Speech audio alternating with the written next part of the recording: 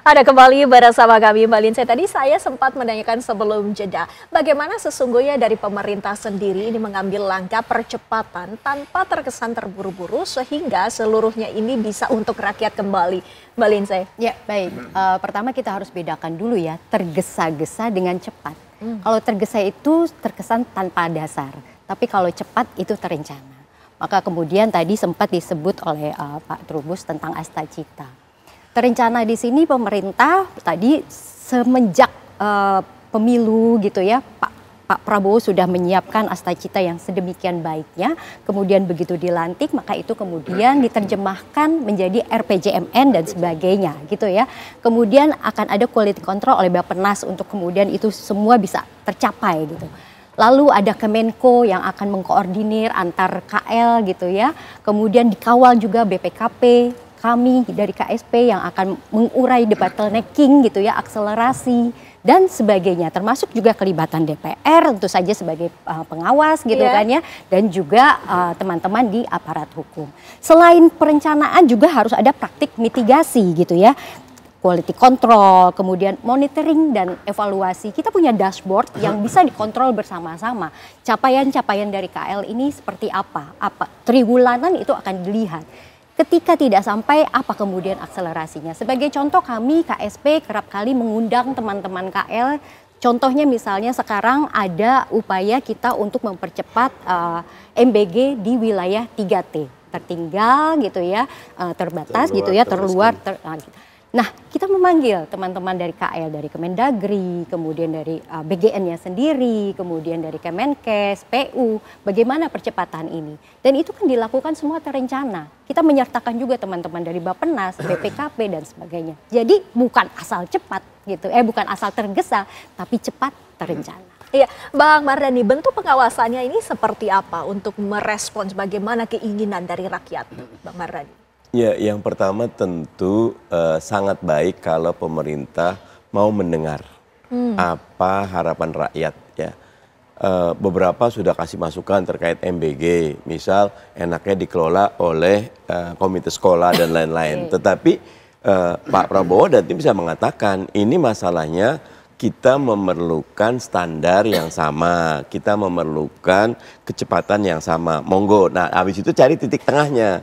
Nah karena meaningful public participation itu nanti akan memastikan bahwa semua program yang niat baik itu betul-betul fit in. Ya kan, lain lubuk, lain ikannya, lain ladang, lain belalang. Artinya antara daerah pesisir, daerah pegunungan, Jawa dengan luar Jawa, tentu kalau BGN sudah bagus tuh. Standar di Jawa 15 ribuan, tapi standar di Papua itu bisa sampai 100 ribu. Nah, udah bagus itu. Tetapi masalahnya ada satu yang catatan kami. Pelibatan teman-teman di Pemda. Memang Pak Prabowo di beberapa kesempatan selalu ketika melalui Pemda itu biasanya ada yang berkurang. Ada korupsinya. Berkali-kali menyusut. Gue kan orang Indonesia, gue tahu. Sekarang semua pola itu dari pusat direct ke beneficiary. Itu dihargai niat itu. Tetapi ketika direct dengan jumlah yang sangat besar, sensornya kita punya atau tidak ya. Nah karena itu sangat baik kalau katakan tidak menggunakan Pemda, tapi ada teman-teman kampus bisa dilibatkan untuk melakukan uji petik.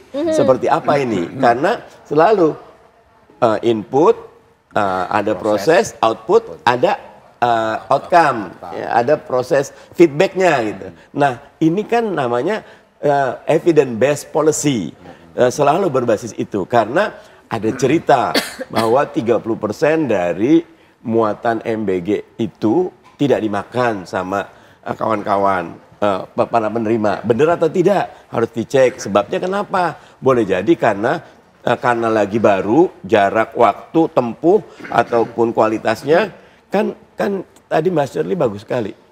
Mbak Lindsay bilang ekosistem ekonominya.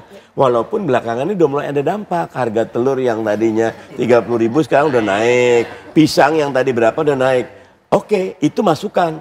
Apa yang harus dilakukan? Ekosistemnya harus dipercepat. Misal UMKM-nya dibantu. Dan tentu itu ada di Pemda. Ayo Pemda, ayo gerakin. Ketimbang Pemda itu dijadikan penonton akan sangat baik.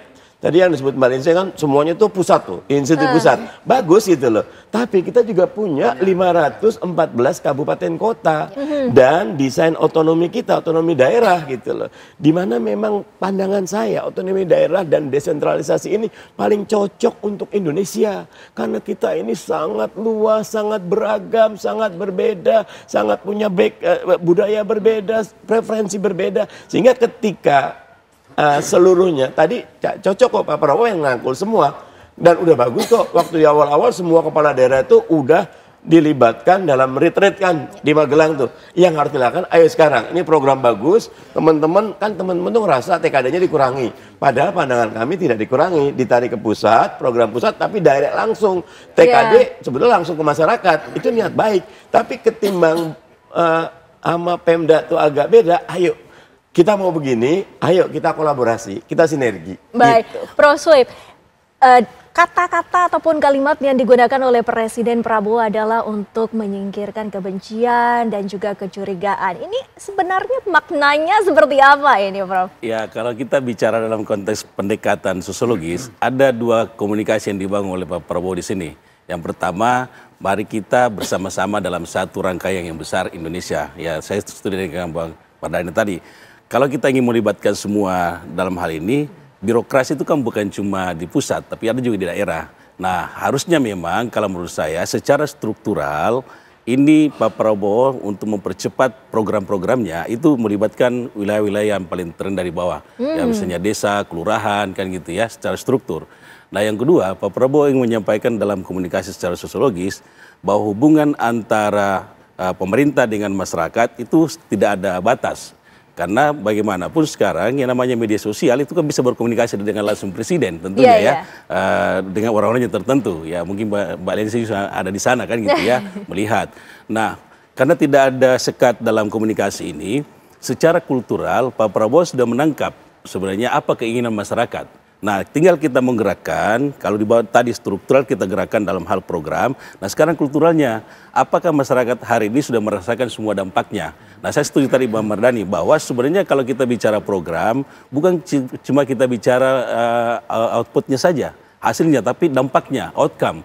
Dan saya setuju dengan pemerintah sekarang menyampaikan bahwa segala program yang terjadi, apa dampaknya. Kita berbuat untuk berdampak. Nah sekarang ini secara kultural, ya secara sosiologis, masyarakat menunggu, apakah saya sudah punya dampak nih? Nah, ternyata ada beberapa program yang dianggap bukan gagal, tapi ada masalah di ujungnya. Nah saya setuju dengan Bang Mardhani tadi, jadi karena di ujungnya bermasalah, maka dilibatkanlah orang-orang yang ada di bawah di sana.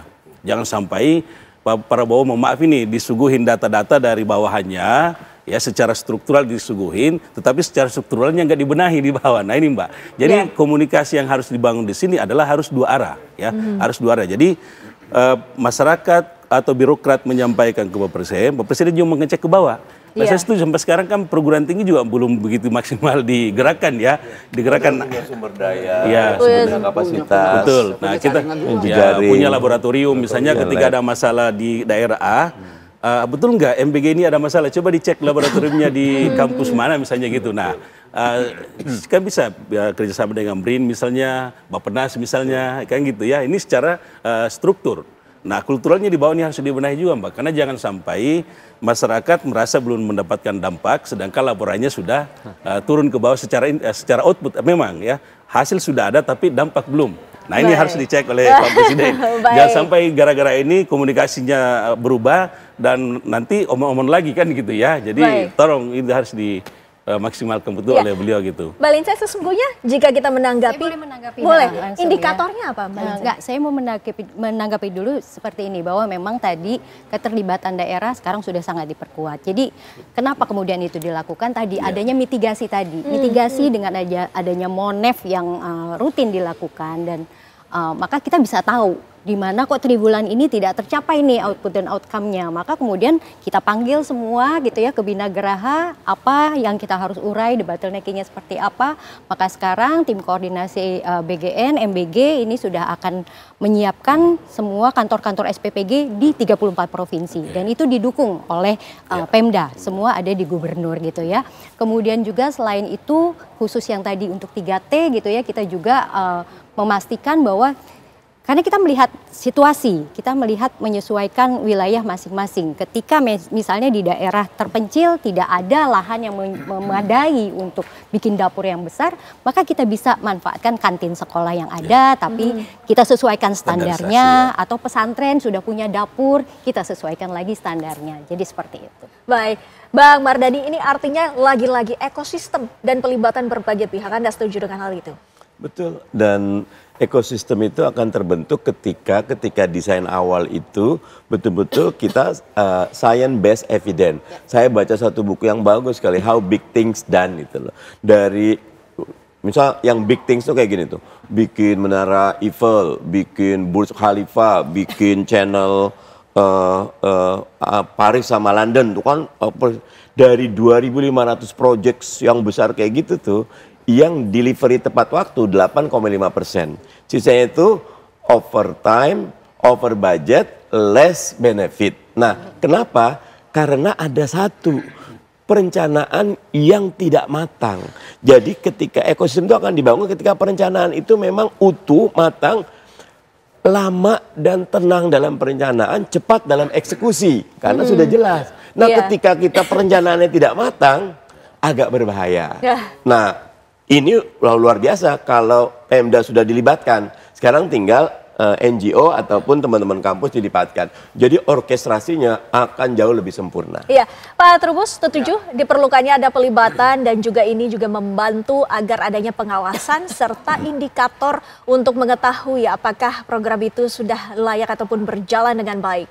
Iya, kalau pelibatan itu kan konsepnya sebenarnya lebih kepada bagaimana semua pihak merasa memiliki, merasa mendukung, diwongke dan sebagainya.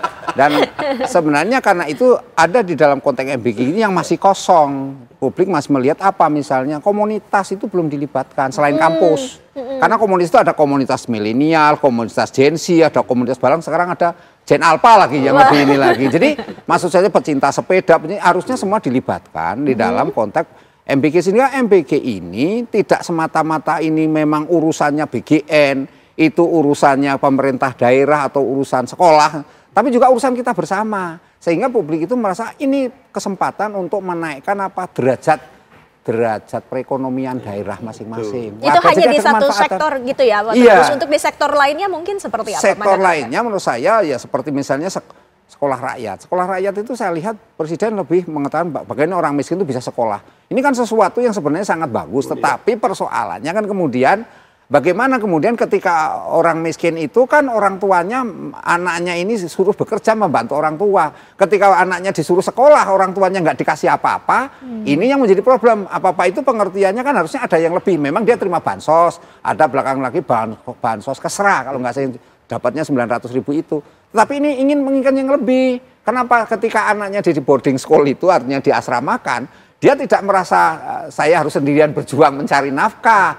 Ini yang harus dipahami dalam konteks apa? Karena memang budaya kita adalah budaya gotong royong itu, segala sesuatunya harus bersama. Ada lagi misalnya konteksnya cek kesehatan gratis. Cek kesehatan gratis hanya dicek saja.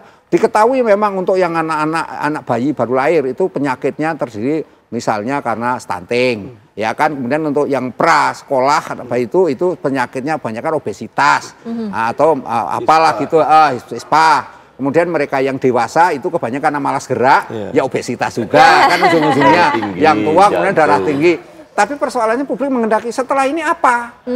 Harus dong berobatnya, harus dikasih obat gratis lah misalnya. Bagaimana kemudian puskesmas bisa menerima dia atau rumah sakit bisa menerima secara keseluruhan. Yang diingati publik kan enggak, tidak hanya sekedar diketahui saya sakit ini, sudah selesai kan enggak. Dia maunya saya mau berobat.